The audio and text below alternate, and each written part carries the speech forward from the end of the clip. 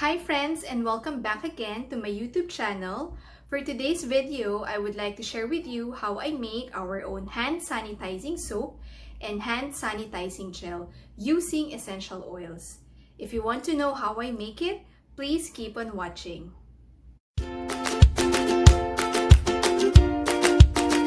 For our hand gel sanitizer, we will be needing our Thieves essential oil,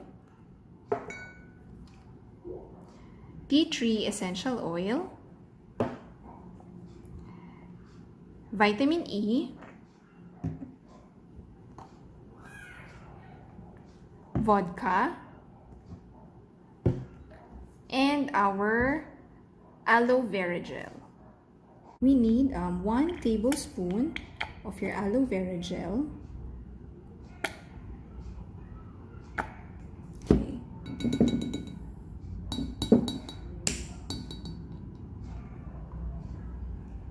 And then, 1 tablespoon of vodka or alcohol. The higher the alcohol percentage, the better,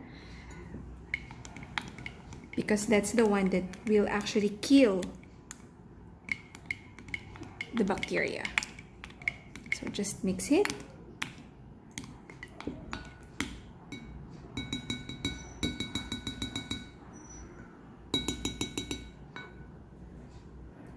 And then we add about 1/4 teaspoon of vitamin E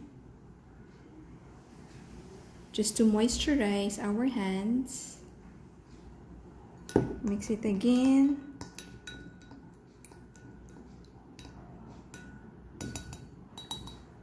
And then we add 3 drops of tea tree.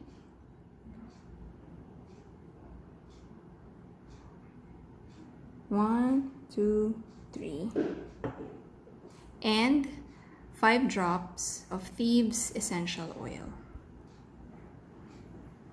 2, 3, 4, 5. So the Thieves essential oil is actually a blend of Young Living. So it contains clove, cinnamon, lemon, eucalyptus, and rosemary.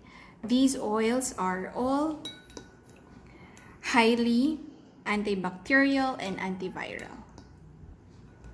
So just mix it, and then you transfer it to your container.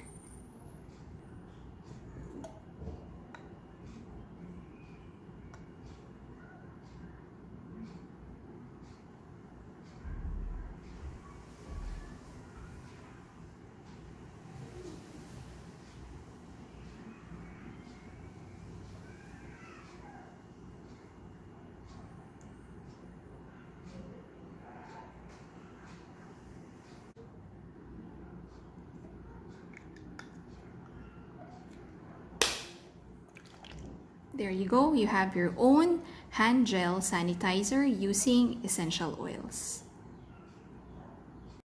For our on-the-go liquid hand soap, we will be needing our vitamin E oil to keep our hands moisturized,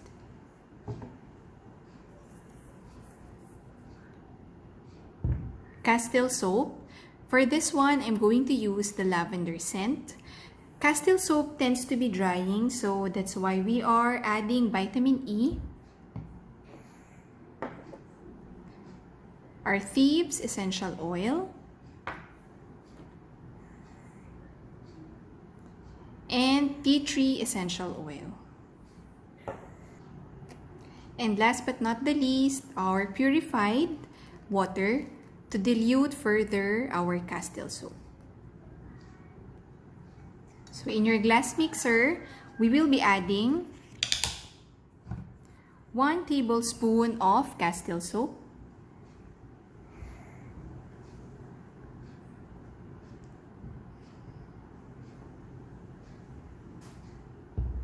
so that's about 15 ml,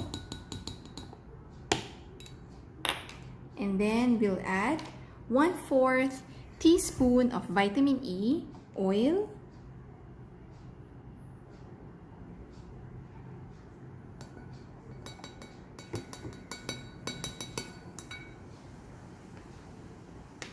5 drops of Thieves essential oil, 1, 2, 3, 4, 5, and 3 drops of tea tree essential oil.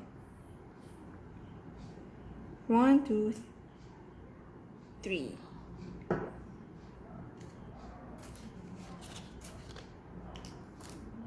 So we mix it.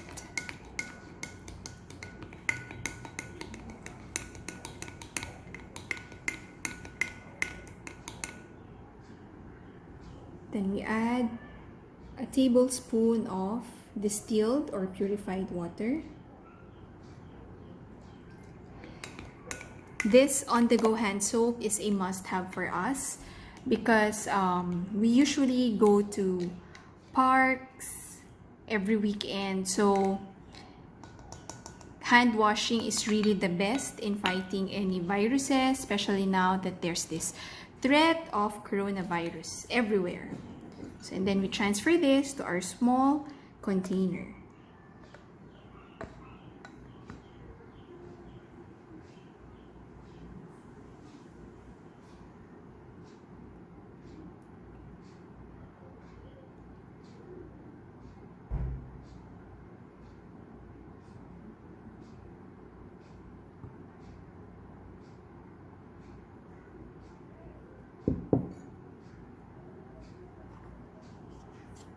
Then just lock it.